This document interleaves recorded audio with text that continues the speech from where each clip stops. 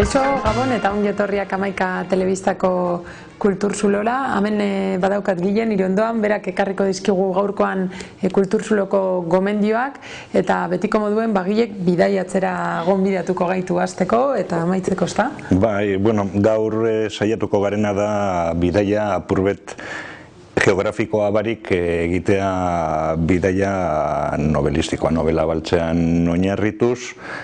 Eta novela baltzean dauzen hainbeste korrenten artean, horietariko bi apurbet adierazgarrien edo adierazgarri izan daiteken liburu bi aurkeztuz. Beti bezala hasiko naz apurbet egileak eta liburua kokatuz. Eta lehenengoa ekartzen duguna, Leonardo Sciascia, egile siciliarra, beraz, novela baltzen mediterraneoa esan geinken modelo horren adierazlea. Leonardo Sciascia nik uste dut idazle aski ezaguna, oso paroa, narratiban hainbeste arlo jorratu dituena, baina niri batez be novela baltzean guztetan jatena asko. Esango nuke Italiako hogeigarren mendeko bigarren erdikaldeko egilerik garrantzitsuena niretzat zikeran. Eta gaurkoan dakargun liburua, a cada cual lo suyo. Nik uste dut bere novela baltzen barruan, esango nuke borobilena. Apurbet Lars Bilustu barik liburua, abuztuko arratsalde bat, berotsua, sargoritsua, Sizilian emoten diren, Siziliako barnekalde horretan emoten diren arratsalde horreik, eta botikarioari anonimo bat ailegetan jako. Non, anonimoa hilketa mehatxua, edo. Botikarioak ez otxo importantzi larregirik emoten, eta, ez da importantzirik ez otxola emoten. Bere tertuliakide, kasinoko bere tertuliakiderekin gertatzen da, izpide, kotillo bide, danetarik. Batere garrantzik, orduan. Hori da, denuntzia jartzen du, baina handik egun batzutara, herriko medikoarekin batera dagoela izan, biak hilik agertu iten dira barkatu. Eta orduan hasten da benetako novela baltza. Tertuliakide bat, bigarren mailako tertuliakide bat esango duguna, irakasle bat, hasten da anonimoa ikertzen. Eta konturatzen da, dagoela Le Osservatore Romanoren letrekin konposatuta anonimoa. Eta Le Osservatore Romanoko logotipoa da hau, a cada cual lo suyo italieraz, baina da hau eta anonimoaren atzekaldean hori agertzen da. Orduan, hasten da, ikertuz. Ikertuz hildakoen familiak, hildakoen gizarte harremanak, guztia. Eta sartzen da putzu baten. Hau da, Lo Osservatore Romano da Vatikanoko periodiku ultrakonservadorea, eta beraz hasten da ikertzen herrian dauden arpidedunak.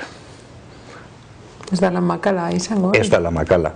Klaro, bera konturatu bari hasten da sartzen, eta Sciasciaren adierazgarri izan dana beti boteretsuen kontrako jarrera hori isladatzen da, egia hau irakasle honek agertzen duena, eta boteretsuen interesak nola kontra jartzen dira eta nola borrokatzen dute. Klaro, gero kontutan hartu behar da Sciascia oso idazle ironikoa dela. Orduan, baltsatasuna, novelak dekon baltsatasuna eta oso baltsatasun handia da. apurbet ostundu iten da ironia honen atzean. Bueno, apurbet ez asko harintzen da baltsatasun hori. Eta jegetan gara, bueno, eta esango nuke, eguneroko bizitzaren ekintzetan eta jartzen duen, edo pertsonaien erretratuetan jartzen duen ikuspuntu ironiko hori, horrek ez tozko emoten novela baltza baten aurrean gaudela. Baina bukaera apoteosikoa da. Bukaera horretara jegetan garenean, konturatzen gara zein baltzadan novela eta zein baltzadan gizartea be bai. Hori agian da, hasieran aipatu duzun Mediterraneoko toke hori? Bai, nik esango nuke, bai, dana da, ez dago baltzatasunik hor, dana da eguzkitzu moduen, dana da brillantea, ekintzarik ez dago ekintza garrantzitsurik, ez dago esaten duzuna hau da puntu klabea ikerketan. Gauzak doaz, bere bidetik, gauza bakotxa doa bere bidetik, eta bapatean aiegetan gara bukaerara, ganera oso liburu irakurterreza eta txikerra da. Irakurtzeko egun pare baten, engantzatzen zaituena, eta bapatean aiegetan zarenean bukaerara, azkenengo kapitulo, azkenengo 4-5 orrialdeak, izugarriak dira. Hor sartzen zara baltzatasunaren meategi horren barruan eta ikusten dozu, bueno, impresionante. Ganera, herri txiki batean kokatuz, errezagoa da ikustea gizartearen klaseen arteko harremanak zelan egituratu iten diren, zelan manejetan diren bakotxak, non dauden erabaki zentroak, non dauden ostonduteko aukerak, nork esan dauen zer ez duen esan nork. Orduan, kasu horretan, bai, esango nuke oso ondo ostonduten dauela baltzatasuna, adibidez amerikanoekin aldaratuz, esteko zerikusirik hemen tiro bi agertuten dira liburu osoan. Ez dago apenas odolik. Bai, badakigu amerikanoen tendentzia beti izan dela dana oso kanpora egitera do. Showtime esaten dutxiena eta Showtime novela baltzean odola da makarrismoa nola baita esateko. Elegantzia handize lan egiten. Bai, eskiatzearen beste ezaugarri bat, bai. Eta, zuk zeuk ere aurkeztuko duzu, orain eskuartean daukadana, itzulpen bat da. Itzulpen bat da. Eta gainera labetik atera berria, zaitasunagatik. Bai, ailegau barria dendetara, itzulpen bat, nik uste dut hilobiko isiltasuna esaten badugu, jendeak ez duela jakingo zeren ganean gauzen, hau da La mujer de verde erdera segon zana. Bueno, La mujer de verde Arnaldur Indridasonena, Arnaldur Indridason da Islandiako egile oso famatua, novela baltzean espezializatuta, 9 bat eleberrideko baltzak danak, kritiko literarioa, kasetaria bebai, egile hauek diren modukoak, ez da? Baina oso zehaztuta novela baltzean, ez da ez modurez hainbeste palo ikutzen dituena, ez, hau doa novela baltzara. Esango nuke, badakigu danokoin novela Europaeko iparraldeko novela baltza oso modan dagoela, merkatuaren zeo zer eukingo dau, baina oso modan badau oso idazle honazeko zelako da. Argita Garbi eta Indridason hoien artean puntan dagoen bat da. Hainbeste sarira basi dituena, bai hilobiko isiltasuna gaitik, bai Las Marismase gaitik, esan edot fidagarria.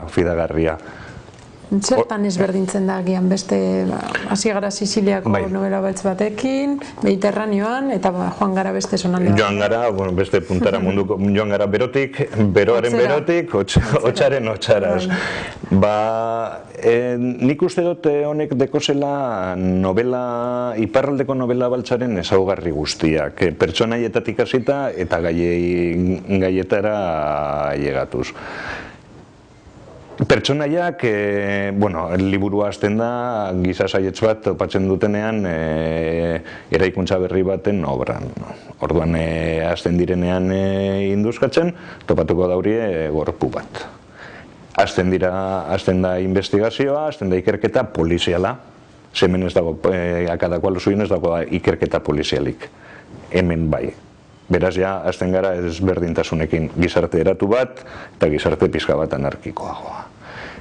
Polizia tipiko topikoa, gizon bat, 50 bat urte, 60 urte, bakartia, banandua, arazo pertsonalekaz, arazo familiarrekaz, eta hortik eta topatzen duen gorpua, konturatzen dira 50 bat urte dagoela hortzita leku horretan. Beraz, badoa Islandia zan bigarren mundu gerran egon, baina Islandia okupatu egon zen amerikano eta inglesen gaitik.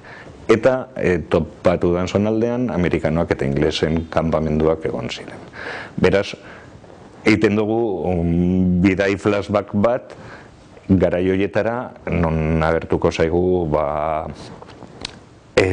familia baten arazoak.